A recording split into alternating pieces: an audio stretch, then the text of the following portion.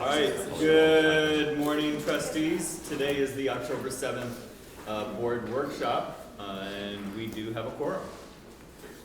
We do not have any public comment, do we? Thank you very much, Ms. Barlow. For today's workshop, we're going to cover strategic priority area 1. We're going to have an update on campus support teams. What is that exactly and how does that work?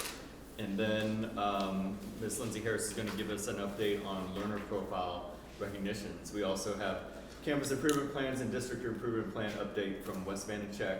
And then we'll have a bilingual ESL report and federal grants presentation from Tiffany Walker and Jennifer Hanna.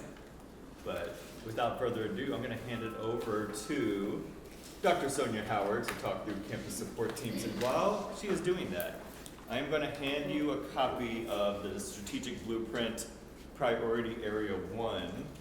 And as she is walking through campus support teams, what I'm going to ask you to do is, and I'll stop us at certain points, if you would look over the strategic objectives and the strategic actions, and I'm going to ask you how many of these items get covered through the practice of campus support teams.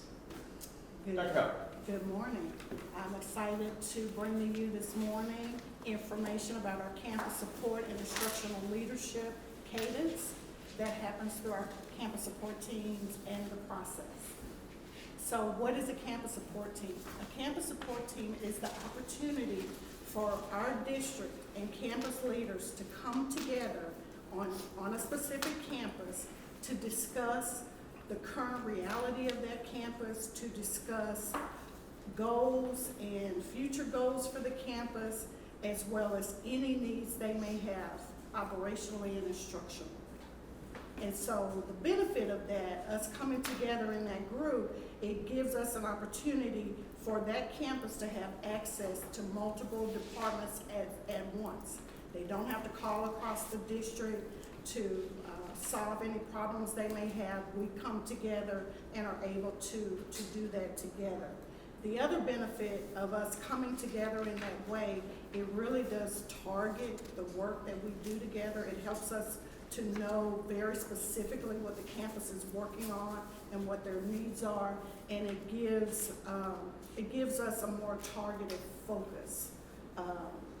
When we've come together as a campus support team, it's involved teaching, learning, and assessment teams, human resource teams may be involved, operational teams, staff from special education, dyslexia 504, just pretty much all the areas within the district that will support a campus instructionally and operationally. Our goal is to have at least 2 to 3 campus support team meetings for the 24-25 school year, and I'm talking just a bit about how that's broken up and what it looks like. So in our campus support team meeting, we come together on the campus, we have a formalized agenda, and we actually work from the document you see here. We hear from the principal, we take notes about what they're working on, the goals that they may have, and then they may tell us whatever needs they may have where we can support or support them through a problem of practice they're working on their campus.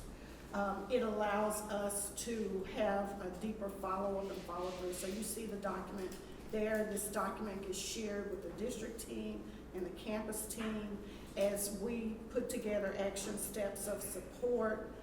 Progress is made, that gets updated either by the campus or district team member that's working on that document.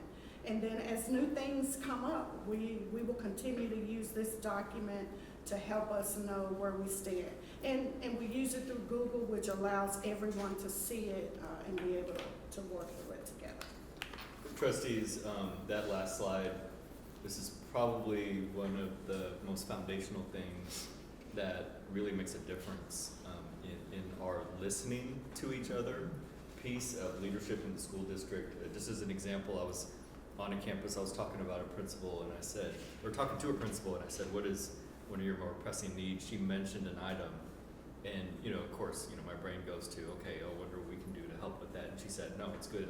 already mentioned it to the campus support team, and they have a plan for it. And then, oftentimes I'm not in the room for these conversations, but there's still a responsibility for that communication to flow from the trustees to the superintendent to the campus. And so I'm able to ask Dr. Howard and Lindsay and Wes and the team, hey, how is school X doing? And they have a real-time document showing these are some of the needs the principal's expressing, here's how we're following up on it. Are these meetings campus specific, or do you bring, yes, so you They are go campus and then specific. another We one, go another campus to campus. Yes, thanks for asking Like that. on the campus or here? On campus, Right. on campus. The second cycle of campus support team, and I will say and celebrate the fact that we have held in the month of September, we've hit every campus and had the first round of campus support team meetings. And so those action steps of support are in the works. Our teaching and learning team, operational teams are working on the things that bubbled up as important this past month. And I'll add in, I want to affirm Sonia and her team, because so many of the things that were teased out in early September campus support team meetings ended up driving the professional learning that happened on September 23rd. And so when they were hearing trends and questions or trends and needs for support for teachers, that really informed what the professional learning was on that day. So it was good stuff. Absolutely, and I'm gonna go back to this slide too, because the other benefit of this that we've heard in the district are some of our departments that aren't able to be in the campus support team meetings, they are hearing us talk about what we've experienced and what a campus needs. And so there's lots of follow-up and follow-through across and among the district, not just the folks that were in the meeting with us. And just as Lindsay Harris has said, it has informed what our professional learning might be next for teachers and for campus leaders. Sonia, I'm just wondering, for that first meeting, and I think it's great in the whole month of September that we've been able to, that had to be quite an effort for that to happen. How did you get it to the point that it was really safe for people to talk? Because that's a very important piece of something like this. How did that happen?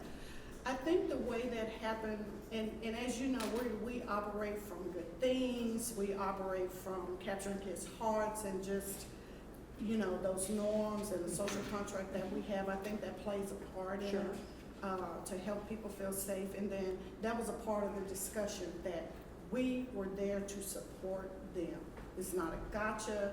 Their success is our success. So whatever they need to be able to lead our students and have our students be successful, then that comes back to us. And that was how we approached it with our principals. Were there any surprises as a team that y'all walked away with, just a general thing that surprised you?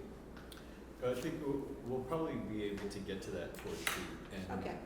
the presentation. But great questions. Thank you. I'll keep going and then answer that question. Cycle 2 really is around instructional walks.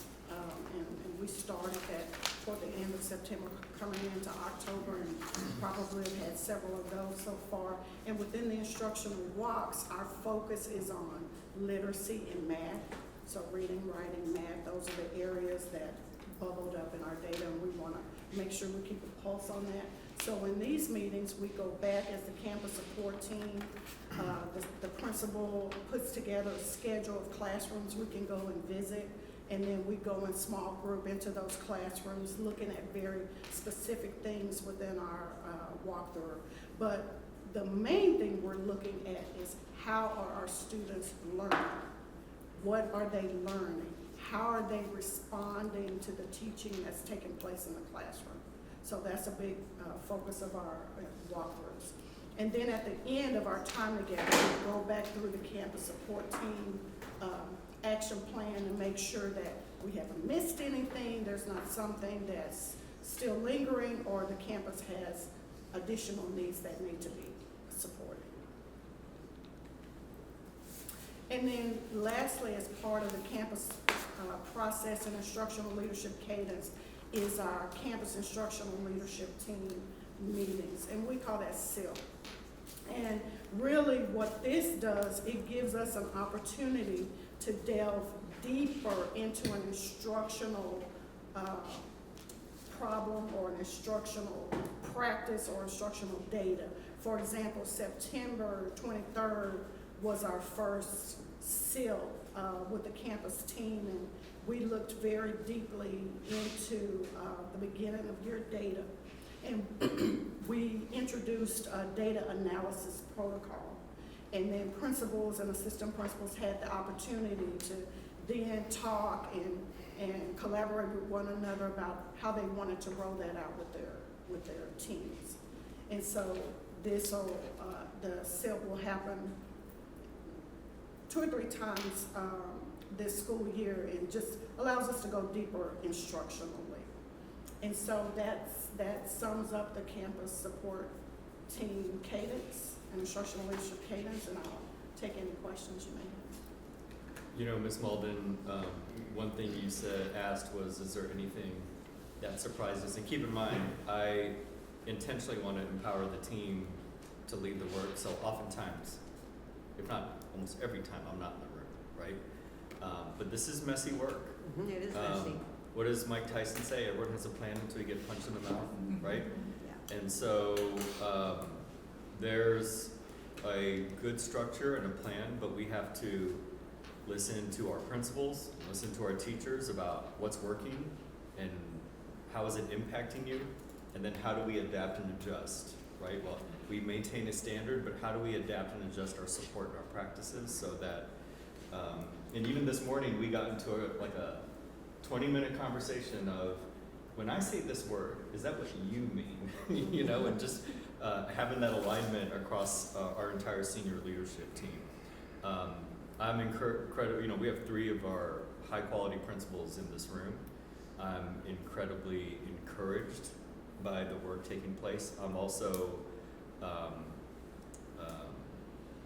genuinely concerned by how much they're taking on. Mm-hmm. I think we're asking everyone in the organization to take on more with less. That's right. And so it's really important that we support our campus leaders, we support our teachers, and we listen to them. Like, I just think we have to keep doing that because there's still plenty of wrinkles that we have to iron out. Is there anything you want to speak to? Yeah, Anything that I would surprised you? say, well, not surprise me, but one thing we did at the end of every meeting was to ask them, do you feel like you were heard today? And do you feel like we have a good plan of support for your campus? And everybody, the answer to that was yes. Mhm. I feel supported, I feel heard. And so we'll keep asking those questions to make sure that we're meeting their needs with the work that we're doing.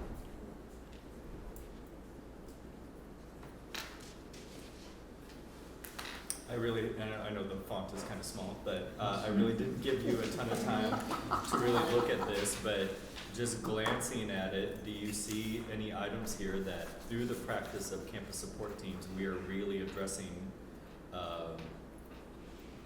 what the board has helped us set out as the first part of our strategic blueprint? You can also pull up your camera. Oh, do that, like reading glasses? Okay. I just need longer arms. Well, certainly the walkthroughs are part of that plan. That's right.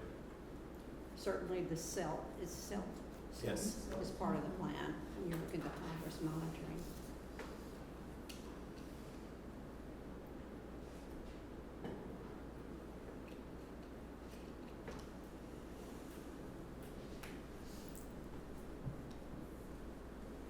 You said you were tying the professional development around what's popping out of those PLCs. How have the teachers been reacting to all this? Because I'm sure the expectations on them in some regard is a little stiffer. It may feel that way because and they've said that, we weren't as targeted maybe in the past as we are now.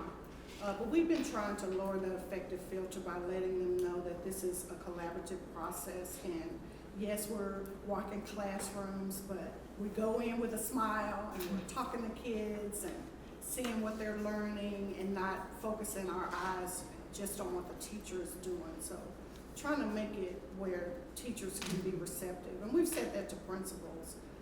We don't wanna get them worked up, you know, by us coming into their classrooms in that way. We want them to be used to it, because that's something we'll continue to do, but we don't wanna make them uneasy with the work that we're doing. It really is, how are our students learning and progressing? And if they're not, how do we help them?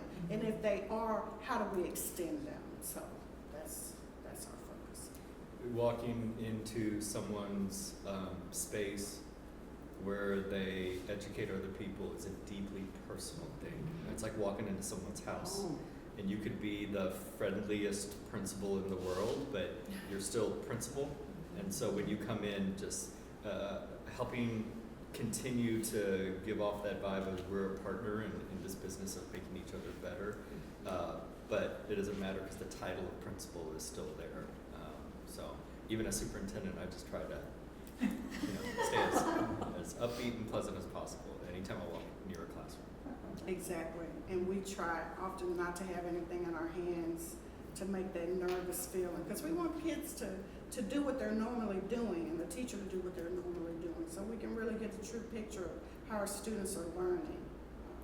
Well, and I really hope that this will go a long way towards making teachers fully understand and appreciate that you are there to support them. Mm-hmm. That, you know, all too often there's this feeling of top down, the ivory tower is just here to tell me more about what I'm doing wrong and how I should be doing it instead. And that's not the way it's been. Y'all really have always been there in this support. We want to help. We want to make sure you're able to teach. And just as this kind of becomes a little more the norm, they'll really start to appreciate what y'all are doing to support them. And I think just sitting around the table with the support plan, I mean, there's progress check there, there's, you know, making sure the processes are working 1, 2, 3, I mean, all across the board up top with the objectives. I think a lot of it's covered just in that time you sit around the table and go through the action plan. Thank you. All right, trustees, I'm going to transition to Lindsay Harris, who's going to talk about the foundation for all this work, which is the learner profile. Okay, so Melinda and I are going to tag team. I'm going to speak a little bit to some of our campus efforts around recognizing students and staff for learner profile. And Melinda's going to speak to the district efforts to join in the recognition party. But I want to take you back to in our strategic blueprint, our priority area 1's picture of success speaks to that we are monitoring progress and recognizing students along the way, not just for mastering content and meeting standards, but also for the development of our learner profile attributes. So when we dive into our strategic blueprint, we actually, on 1.2, we have a specific objective around monitoring progress toward the learner profile. We've got some 5-year goals that by 2028, they're showing up in classroom observations, but also showing up in students self-reporting on our learner profile survey about their own growth. And so we felt like the right first chunk of this work for these 5-year goals is to start with really systemizing and creating consistent efforts across every campus to be recognizing student and staff for showing learner profile attainment or growth, or for staff particularly creating opportunities where those things can flourish. And so what we've asked our campuses to do this year is for every single campus to have a system in which they recognize students and staff. What that is shaping up to be with elementaries, for the most part, they're recognizing in every single classroom every month students for learner profile development or attainment. They're also recognizing a staff member a month, and they are doing that. They're about to launch their first receptions and ceremonies for that. In one place it might look like breakfast where they're inviting parents up, and another campus it might look like a reception, kind of an awards assembly that already exists. It varies campus to campus. An example from the high school, I know at Georgetown High School they have a committee of teachers that are gathered. It's a lot of CTE teachers, but also this year they're folding in social studies and ELAR teachers, and they are selecting an attribute for a certain period of time. They're doing the work to teach that attribute. to give feedback on that attribute, and to intentionally design opportunities for students to really leverage and utilize that attribute. And so our campuses are sharing that information with us, and Melinda's going to tell you what we're doing with that information from the district perspective. Yeah, so the learner profile is not new to Georgetown, and campuses have had systems in place for a long time. What we're doing at the district level is once those students and teachers are identified at the campus level, they're sharing those names with us and more information as far as why the individuals are being recognized, what attributes they're being recognized for. And we're going to take that information and share it out on social media. And so we're looking at a schedule probably during about the second week of each month. We're going to hand pick one elementary, one middle school, one high school, and one staff member to just sort of profile out on social media to help tell the story about what our learner profile is, how we're recognizing students and staff across the district. So you'll start to see those hopefully as early as this week. We're working on the very first launch of that. And then even though there's just a handful that are being put out on social media, the list is going to be quite long, and we will recognize all of them at the board meeting through the superintendent's report, where we'll put all the names up on the screen and recognize them in that way, and it'll be another opportunity for us to share that out with the community. So really just kind of elevating a lot of that work that's already happening in a new way and telling that learner profile story, not just for our parents and our staff who know this story very well, but a way to get it out into the community so that the community can hear that story too. So we're excited about that, and that's just a template so that you have something to kind of pique your interest and look for when you're on social media. When those go out, we'll have a scrolling view of each of those 4 individuals, and that was just an example. I'm excited about that. Any questions for us on learner profile recognitions and celebrations? That's great. Okay. I'm grateful for the work Lindsay and Melinda put behind this. When we think of people we've worked with and that really thrive in their role, it's these traits such as, modeling respectful relationships, adapting and persevering through challenges. Those are the things that keep you in the role and help elevate you in the role. So, and it really is the foundation of everything we do. All right, moving forward, West Van check. Switching gears. For a return. That's it. All right, actually not too Yeah, far, it's right. It All actually there. reflects, Work. the last couple of, So campus and district improvement plans, so, just kind of want to talk through a couple high-level points and show kind of what will be coming your way very soon and, some adjustments for this year. But for sure, this is connected to the work that Dr. Howard, referenced. So essentially, the campus improvement plans are kind of the articulation of those campus support teams, the work that they're leading on those campuses. So you'll for sure see alignment from the plans to what you heard this morning. So, but annually, just a couple of reminders. Annually, the Board of Trustees adopts the goals and performance objectives. Those have kind of changed kind of vocabulary. Those are our strategic priority areas and strategic actions, objectives. Those were adopted in April of 24 for the 24-25 school year. All of our plans are aligned to the strategic blueprint, and then all of our plans are also developed in accordance with the GISD District of Innovation Plan. And what that allows us to do is tie our plans directly to our local strategic blueprint. So our teams, both at campus and district level, have been doing a comprehensive needs assessment. They started that work really back at the end of last year and carried that throughout the course of the summer. And so they're looking at all types of data from STAR academic and math and in-class that's super academic to surveys to kind of anecdotal. So basically, there's no data that's off the table for them to consider with regards to their comprehensive needs assessment. District leaders and campus leaders take time to work together to build strategies that are going to address the needs that are teased out in the CNA. And then the campuses work with their campus site-based team. The district staff works with the district performance committee or the DPC to get review, kind of get input and feedback on those plans. So the needs assessment was largely revealed from the academic sense back in July. You guys may recall that workshop where Jen Carney and Dr. Padwell kind of walked us through the kind of the slides that you see on the screen, so we covered all of the different academic areas. Also kind of teased out some instructional priorities and considerations in kind of all the different areas. So definitely teased back into that July timeframe that really revealed what's the work moving into the school year. So we do have some adjusted timelines. You might be sitting there thinking, Wes, it sure seems awfully late in the year to talk about plans. This seems a little bit different than last year, and it is. And that's honestly by intention, in the sense that there was a lot of new work coming into this year. We wanted our campus staff and our district staff to be able to really focus on strong implementation of the work, as opposed to having to spend the time to document and articulate it, while we really needed them focusing on the time with their people that's so crucial in early August.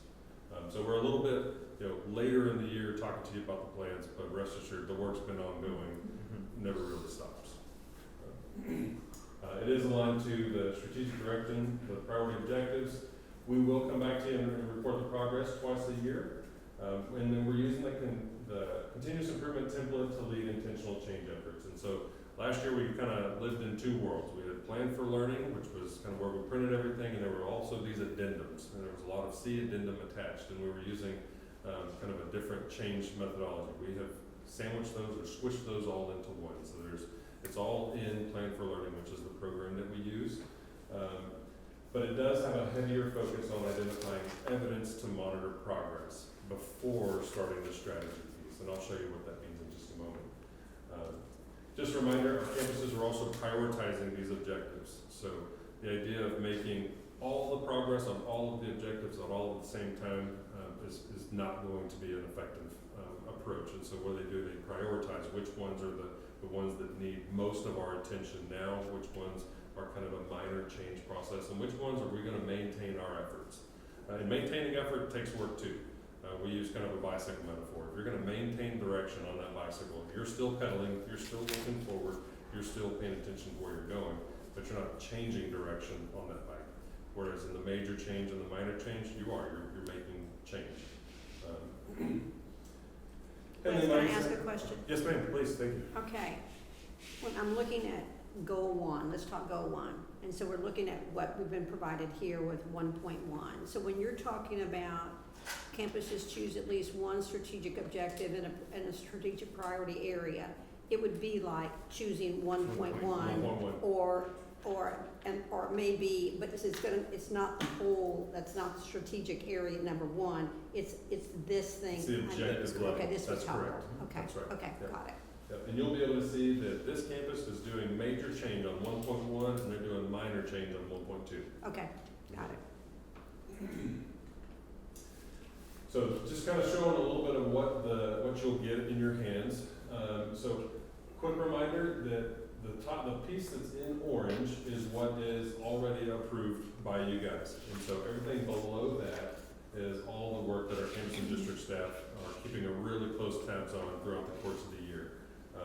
And when we get all the way down into the strategies is where there's kind of flexibility to pivot, right? As we receive information throughout the course of the year and we need to add a strategy, change a strategy, or discontinue one, that's kind of where the potential changes kind of come into play as we're moving forward. So I want to kind of unpack this just a little bit. This is that heavy focus on evidence before we get into the strategies. And so strategic priority area, picture of success, this is a major change objective. And then our staff write what we call a desired state. It really is a picture of success, but we already use that term, so we've got to have a different term. But really this is, okay, where are we going as it pertains to instruction, assessment, and intervention being aligned? What do we really mean more specifically? And that might be a little bit different per campus. One campus it may be more focused on instruction, a different one is a little bit more focused on assessment and intervention. It just kind of depends on where they're at. And so from there we drop down and we identify the evidences of that desired state. How would we know that we're making progress towards that desired state? Right? What does it look like to make progress in instruction, assessment, or intervention being aligned? Specifically, whether that is student outcomes are telling us something, or teacher behaviors are telling us something, or it's PLC behaviors, kind of anything, that's the gambit. After after we've identified the evidences that we're going to monitor, we now need to understand where we're currently at, that's that current state. So where are we now, as it pertains to those evidences? And so if we know where we're going, we know where we're at, we know what it's gonna look like that we're making progress, the next and final step is, okay, what strategies are actually going to get us there? And so this is this heavier focus on evidence, and then we follow and we start strategy. And that's where basically those are, in our DIP, are aligned to the page that you have there. So those key strategic actions are what you'll find in the strategies of the DIP. So this is kind of a pushing together of two processes from last year to have a really heavy focus on evidence before we get into strategizing. And really the intention behind that is, if you don't know what success looks like, then the chance of your strategies aligning to that are pretty low. Right, so it's really trying to understand what does success look like now, what strategy is actually going to get us there. Any questions on that stuff? Okay. You will have an artifact, there's a couple artifacts in there, but this is kind of a bird's eye view that you'll get to see. And Ms. Walden, this is kind of what I was talking about, you'll be able to see which campus and which objective and what types of change they're making. So it's kind of a heat map that will say, campus X, this objective, and it'll be, major change, minor change, or maintain. This is just a sample. This year we'll have a little bit different arrangement of colors, and I think I'll probably change and not have red, yellow, and green, because that kind of implies more of a value, right, stop, go, that kind of, but it's more of, I'm doing major change here, minor change, and so forth. So a few more pieces with the next steps on improvement plans. So campuses are meeting with their site-based teams to gather input and feedback. The district staff met with DTC on 10/2, so just last week, and that information is currently being considered. Campus and district staff have already begun the work of improvement, right? So here we are in October. Nobody was waiting to get started, as you guys well know. We do anticipate bringing these plans for consideration and action at the October 21 regular board meeting. And I'd love to answer any questions either now or between now and then as you have. And trustees, I do appreciate the grace you showed us in letting us move this back a month or two, just so our leaders had time to really implement the work before they do the arguably time-intensive work of documenting. So is the plan that we're gonna consider on October 21st already available for us to look at? No, I'll get that to you this week. Right. Could I get you to print it for me? Sure. Keep it.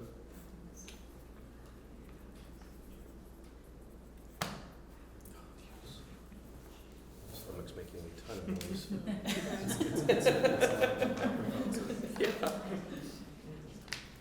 All right, that's all I've got for you regarding CIP. Okay, thank you all. Thank you. Trustees, are we good to keep going? Sure, yes, right. Okay. And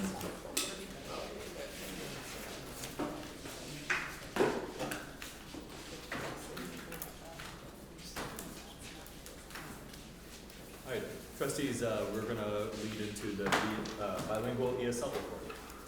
Good morning, I'm Gianna Jackson. I'm the Director of Federal Programs, which includes bilingual ESL.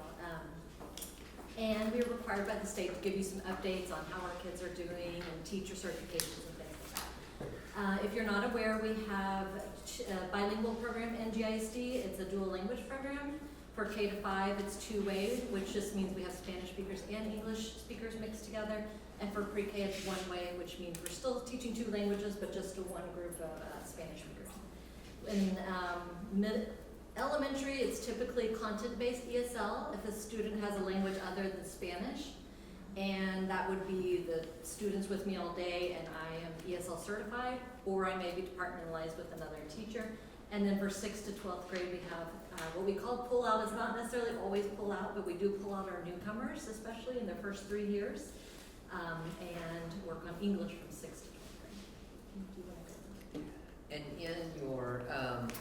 in your packet, you will have, there should be a descriptor of each one of these. It just gives a little more detail, helps you better understand it, but it's not actually in the slideshow. And right now, we're sitting around 18% of our students are enrolled as emergent bilingual. Now, they say emergent bilingual, that doesn't mean they're in a bilingual program. That means any student whose English is not yet proficient or has a home language other than English and took a test to show that they're not yet proficient in English. So that term sounds a little weird. They're not necessarily in a bilingual program. We just call them emergent bilingual. We used to call them limited English proficient, so it's just a nicer way of evaluating their home language. 18% of what now? Of our total population in That's GIS. crazy. Wow. So almost 1 in 5. Our total EB population is, it changes daily, but when I pulled the report, it was 2558 of our, 13,000 or so kiddos. That doesn't include our opt-in kiddos, our kiddos whose home language is English but happen to be in a dual language program. So those numbers don't reflect that. This is just our emergent bilingual kiddos.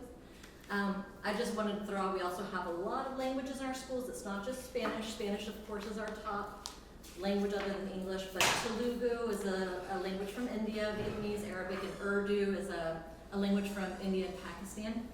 So those are kind of our top big ones, but Spanish overwhelmingly is our largest. Do these children know a little bit of English? I had the opposite. I actually went to school in Mexico. And when you have, the poor teacher doesn't know Vietnamese. So typically we do have a lot of students who come in, and although they qualify as emergent bilingual, they can have varying levels of proficiency. So some of them will be beginners, but we do have some who are intermediate and advanced, or even advanced. No, they would have to be advanced. Advanced high, they probably wouldn't qualify. But we have a lot of families in the Wolf Ranch area, San Gabriel, for example, who have a language other than English, but the parents speak both languages pretty proficiently. So we have the whole mix, though. You're going to have some who don't speak any English at home, some who speak little, and some who speak quite a There's bit. the challenge, these Right. non-Spanish. Right, and I mean, those are our top 5, but we have more than 30 different languages being Yeah. spoken in our community, in our schools. Let's move forward. Right, so I'll show you there.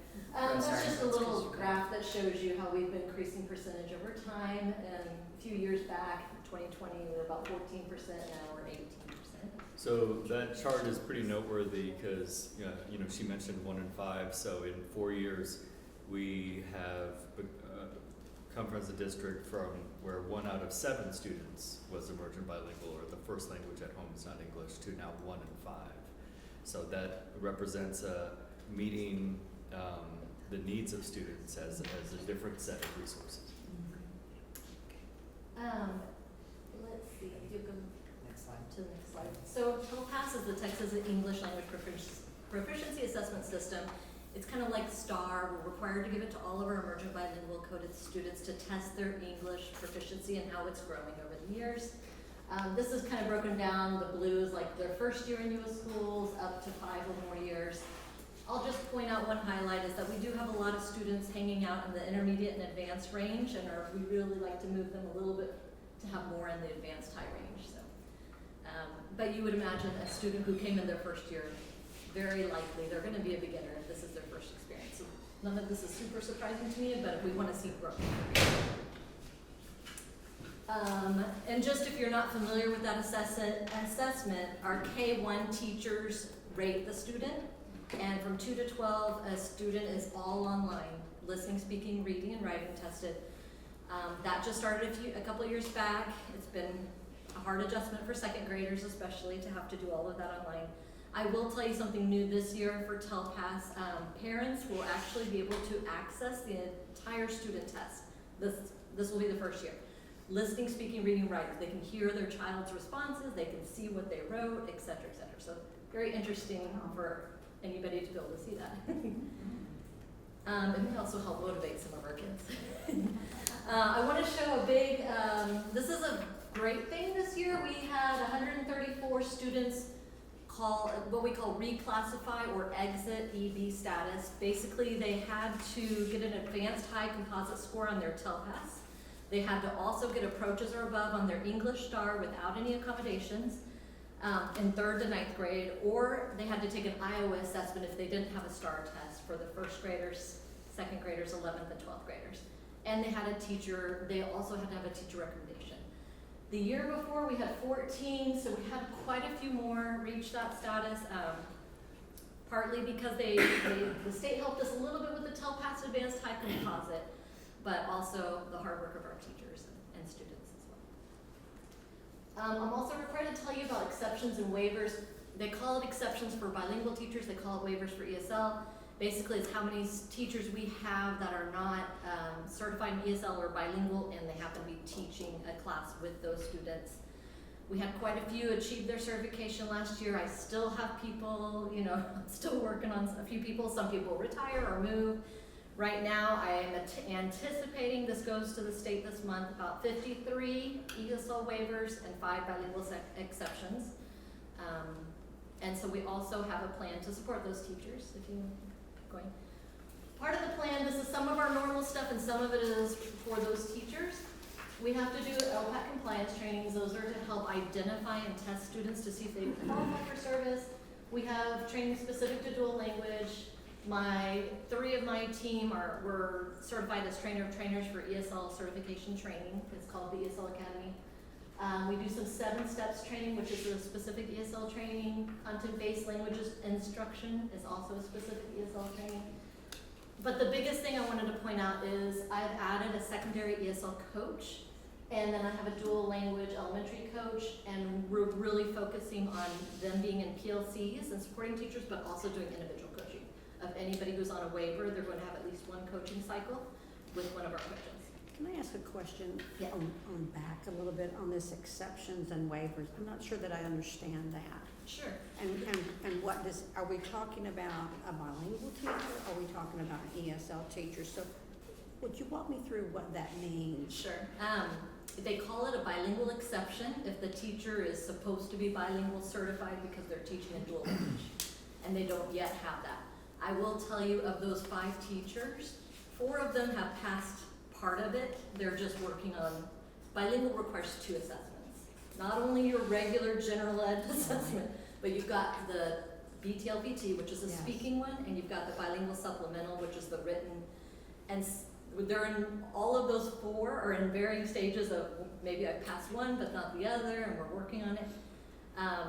And then the other one is kind of a brand new uncertified teacher situation. But 4 of the 5 are in that. And then ESL means I may have a few ESL students in my class, I may be standard certified, but I don't yet have my ESL supplemental. Maybe I just became a teacher, or it could be I'm in a program and I'm still working on even my standard certification. So if we go back to the bilingual, Mhm. because that would be my biggest concern is if we have a dual language or a group of students who don't speak English. Right. And so where on these are, which group are we talking about that where there are gonna be served by? Which are we They talking would be the under 5? the bilingual exception, but all of those teachers are bilingual. That's the difference between some districts and ourselves. We have to put in, for example, to the state, how are we supporting those kids when we don't have a bilingual teacher? We have a bilingual teacher, they're just not yet fully certified bilingual. Okay. So we're doing all the Yeah. things, it's just because they haven't finished one test or Got it. something like that. Okay. It's a hoop, they haven't jumped through that. Correct. But as far as them being able to speak the language for Yes. the kids that are in that classroom, Yes. okay, Yes. that's critically important, okay, Good question. okay. This is kind of the fun stuff, the next slide. We do some additional bilingual ESL activities. Some are required, some are funded with supplemental funds. For example, pre-K and K bilingual summer school, we had this summer, but we combined our 1st to 11th grade newcomers with them through Title III and brought in those 0 to 1 year students for some extra, like a lot of extra time in the summer. They were there about 120 hours of instruction, and we did a pre and post test, make sure they're growing and share that with their teachers this year. We do some parent involvement sessions as well. I'll point out one of the favorite ones from last year was the middle. A friend of mine wrote a book about getting students prepared to go to college, so we invited them in, had some parents come in and talked about the path to college and how it's accessible for anybody. One other thing on staffing, this is hard for everybody, and I go to my meetings with other bilingual directors, we're not the only ones, it's all over. We try really hard though. Our HR does a great job, and my team goes to UT-RGV because in the Valley, almost everybody's bilingual, great students, it's just hard to get them to move here. But one thing that we're trying to do new, Leslie Talamantes and HR and I are partnering to work with ESC 13 and see if we can get into the visiting teachers from Spain program, where you get some teachers over for at least a couple of years. We have great stipends, very comparable to the area, higher than the state, but we have to be pretty high because this area has very high stipends for women. And then just a few things to point out that we're trying to improve. I've gone to some trainings, I want us to really work on our TELPAS and better align preparing our students for that, and the testing environment, and setting goals and things like that. The other thing is we give some tutoring money to campuses I really am asking them to focus either on newcomers, but also their EB students who have either failed a STAR or EOC. And then, like I said, one of our big focus this year is the campus PLC and individual coaching I have an elementary now and a secondary coach, so I'm really excited about that. I've gotten some great feedback on the work that they're doing. I think, is that my last one here? Okay. Did I stay within my 10 minutes? I have a That is question. excellent, yeah. I'm a language person, so I was like, oh, that's gonna be hard. I have a question. So when we talk about, will we have bilingual teachers, specifically we're talking Spanish. Yes. Do we have teachers that speak Vietnamese or Urdu or any of these other 30 languages? We do not.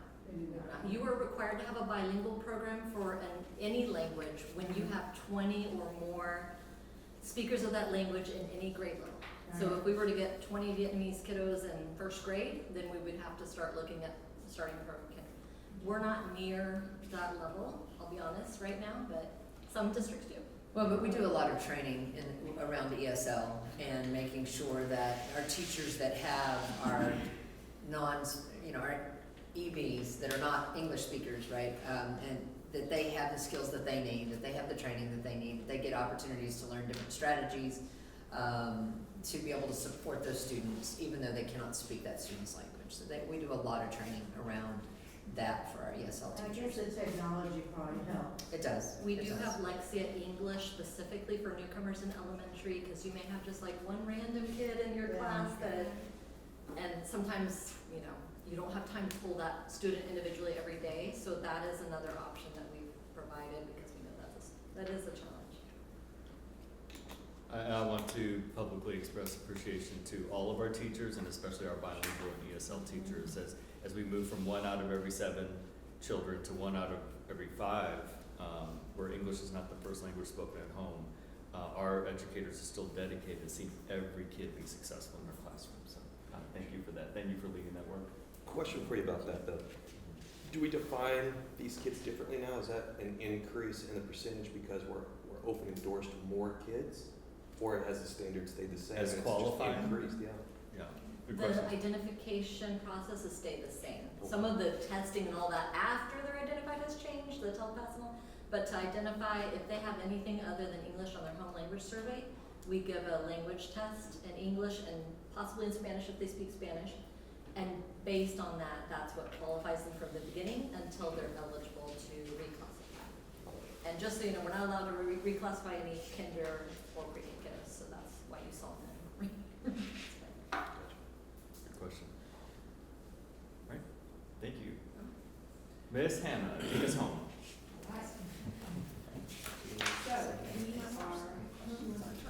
I'm sorry. There we go.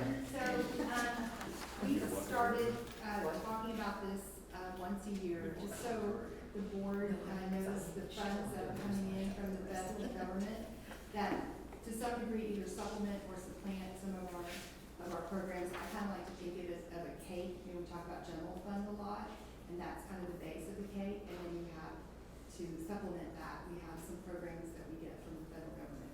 So we're going to go over those a little bit today. The top one you see is ESSER, the Elementary and Secondary School Emergency Relief. This was COVID, and as you can imagine, those funds are ending and drying up. We also got ET class, which is the Texas COVID Learning Acceleration Supports. Those funds are also drying up. We're going to talk about all our ESSA funds that we get, our IDEA funds, which are for our special education students, our Carl Perkins, and then also some American Rescue Plan, which actually has also ended those for COVID funds. So we're just going to kind of do an overview of all our federal funds for next year that we're expecting in the district.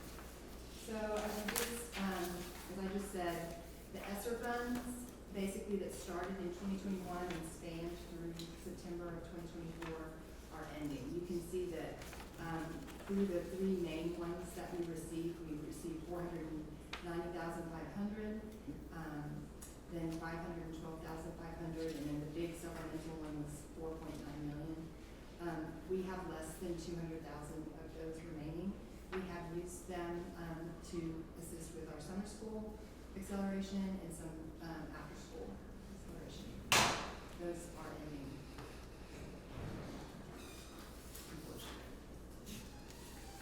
Okay. All right, that one's now me. So the next is, and I'm Tiffany Walker, I'm the Executive Director of Special and Federal Programs, I don't think I gotta say who I was. For the ESSA grant, this includes Title I, Title I-D, Title II, Title III, and Title IV. So it's kind of a culmination, and we'll go through all of those. Why did that get moved? Oh, no, it's online, never mind, sorry. I was like, why is my computer not matching up? Right, so this is the entire grant. And you can see, I wanted to let you see the comparison last year to this year. There's a little bit of a change over all of the different grants. We had a net loss of $33,767 through the different ones. Some went up, some went down. Title I deals with our EcoDis. Title I-D is our, it's basically STEP. It covers STEP. Title II is professional learning. Title III is our bilingual. Title III is bilingual immigrant, and Title IV is school and safety, and we'll kind of go over each one of those. Title I Part A, most of this grant goes towards our campuses. There's very little that stays in district. Most of it is directly funneled to the campuses. We pay for salaries, academic instructional resources, and family engagement, which is a requirement for the grant. The percentages that I've listed here, the ones to the left are what their economically disadvantaged numbers were at snapshot, which was October of last year, which is how we determine which campus qualifies. We did add Carver back in as a part of these numbers. They were out for a year, and now they're back in. The qualifying percentage is 40%, so once they get above 40%, then they are eligible for Title I funds as a school-wide program. The number to the right is their current, or it was their number in September, whenever we put this together. So that kind of tells you where our campuses are and their qualifications. Now, as we distribute the money to them, it is divided based on their percentage. Like the higher percentage, the more per student amount they get to counteract the economic disadvantage. Tiffany, can Yes. you share an example of what an instructional staff would be that we would add to a Title I school? Okay, there are a couple of different varieties. Typically in the past, it has been predominantly around interventionists, and that's where the money goes, to provide interventionists, to provide support for students who struggle. They don't have the same resources at home. Another example that we can use is, let's say we've got a focus area on a campus where maybe math is a struggle in 3rd grade, but the class sizes are all at like 25 or 26. We can use these funds to add a math teacher because that's a focus point for that campus to reduce the class sizes in order to provide just better instruction. So there are a variety of ways. They kind of loosened up on how we're allowed to do that. Once upon a time, it was really predominantly just interventions. The key is it has to be supplemental, meaning that every campus gets its base allocation from the district. Title I has to be in addition to that base allocation. So how it's used is determined by the campus's needs. Does that answer your question? Perfect, thank Okay. you. All right, any other questions on that one? Yes. So what you're saying, going back to his question, would be like let's say McCoy. Yes, McCoy, since it's not one of the title schools, correct. let's say that they've got one interventionist that does math and reading, that perhaps if you are one of the schools that are listed there, they may have an interventionist for reading and they have an interventionist Yes. for math. Yes. Okay. Okay. Any questions? What falls under family engagement? So there are a variety of different, there is a requirement for 4 specific parent involvement nights on every elementary campus. One of those has to be to introduce and explain what Title I is. The others, you tend to have math nights or science nights or different things like that, but they're required, and there are certain things that they have to provide in that. A way to invite the parents Yes, in, yes. see what. Now, but the other thing too is a lot of times they'll do classes during the school day. That's the only requirement, but the campuses have money themselves that they can determine if there are other ways in which they want to get parents involved. They can use those funds to do that as well. Okay. All right. Title I Part D, again, this is our STEP program. It is, the vast majority of that is used for salaries for instructional and support staff, but they also provide training and learning around behavior intervention supports and academic intervention supports. Would you go back over what the STEP program is? That is our alternative education, like beyond gap. It's like the next step for disciplinary beyond gap. Needs to call it changing. Yeah. Okay, all right, Thank you. Wasn't sure exactly what word to use there. okay, thank you. All right, so then Title II, Part A, this is professional learning, in particular, professional development and training. We also pay for consultants to come in and provide learning, and then new teacher recruitment, onboarding, and support are the major focuses for this grant. Title III is, this is our bilingual, our emergent bilingual students. This support is provided there. Tutoring and enrichment programs, we've really tried to push that. We've done a really good job over the last years to bring in a lot of resources. So we've been able to move away from having to really beef up our resources, and now we're able to provide more tutoring opportunities and access, students getting access to different things. Training and coaching and supplemental Spanish resources, we still continue to build that up, but it's not as significant a need as it once was. All right, and then this is the immigrant program. This is specifically identified based on the number of immigrants we have. We've only had this particular part of the grant for 2 years because our numbers weren't high enough to receive that. So we use this in particular for tutoring and enrichment to bolster their opportunities for academic success. All right, Title IV, this is student support and academic enrichment. This is kind of the whole child, well-rounded and safety grant is what it looks, is what it's focused on. We use this to pay for advanced placement testing for maybe students who struggle to do that. But one of the things we also try to use with this for is, the idea is to increase the number of students taking advanced placement tests, just raising that level. And one of the things that we knew is, you get those students that are sophomores, juniors, and seniors. They may be taking 3, 4, 5 different AP tests. That's a lot of money. I don't care if even if you are not economically disadvantaged, that's a high cost. And so we've been able to offset some of that for those families in that regard. And so that was one of the focuses. Student enrichment programs. There's been a wide variety of different things. Our Ballet Folklorico has been supported by this. Mariachi bands. We had a summer strings camp that was offered. So several engagement activities, and those are just a few. There have been a variety of them over the years that we've had this grant. And school safety initiatives. One of the things that we're focusing on this year is we have added a Gen Ed behavior coordinator.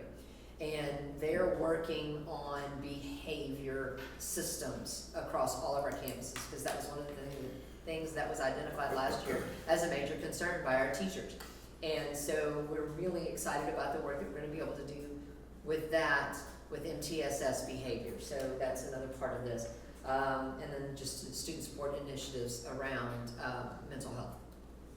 All right, let's see. So that's all of ESSA. Any quick questions on that one? Okay. I've got just kind of an overall. Yes. We keep using the term grant, and in my mind, a grant is something that's available if you go apply for it. But that's not these programs they're directly funded. Once we meet a certain criteria, we get the federal money, or We still apply? we still have to apply for it, but it is, I mean, we are given our planning numbers in the spring. They tell us how much we would be applying for, and then we complete the process. I mean, it's not a competitive grant. I mean, Okay. we automatically have access to this one. How do you know that you are exhausting all grant avenues? I assume that's just something within your profession that you know what's available out there to go ask for? The Texas Education Agency publishes their grants that are available, and so our team is able to look through them and apply for the ones. But there are also other grants outside of the Texas Education Agency, and so we depend on utilizing people outside of the district to let us know about those grants.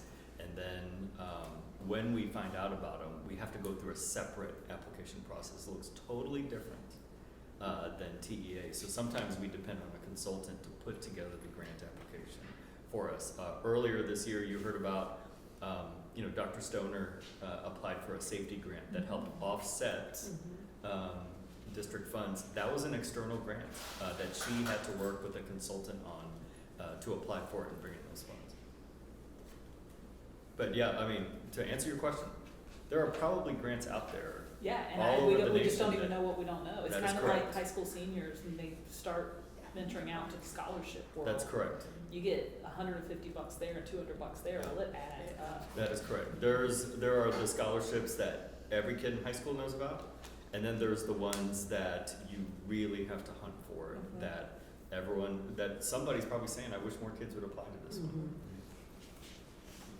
Okay, so then our next grant is going to be our special education Idea B funding grant.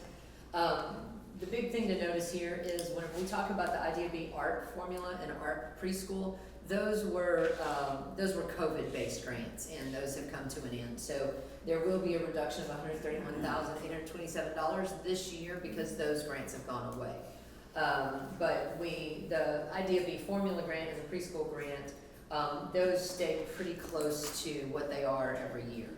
We didn't really lose any money there. It's just the loss of those COVID funds. But we will feel that, right? We'll change a few things. All right.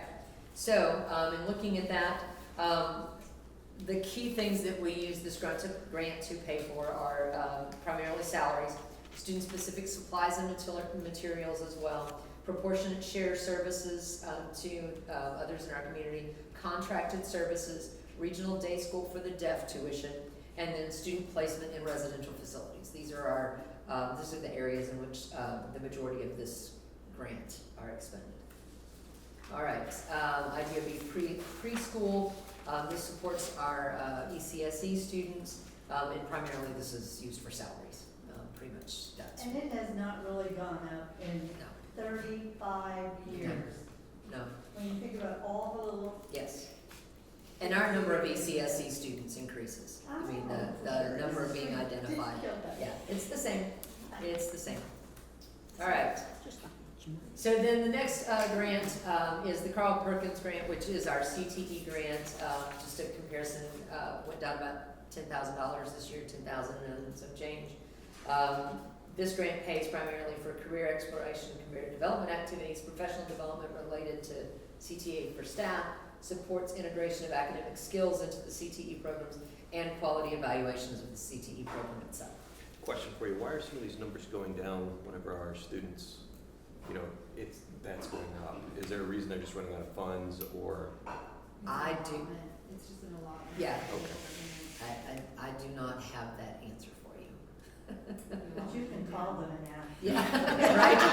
Look at that. Title I They funds, Title I funds across the state, I would assume across the nation, diminished, and we found that out in the middle of the year, and I think every superintendent was saying, we were all caught on our heels by it. We just didn't see it coming, nor was there an explanation of why. Are there other districts that are, instead of getting less, they're getting more? Do we know this? I don't know the answer to that. I know with the Title I, yes. Yes. It was. Yeah, based off qualified percentages. Yeah. I was just wondering about like this Carl Perkins, and maybe he just doesn't like it. Just ran out of money.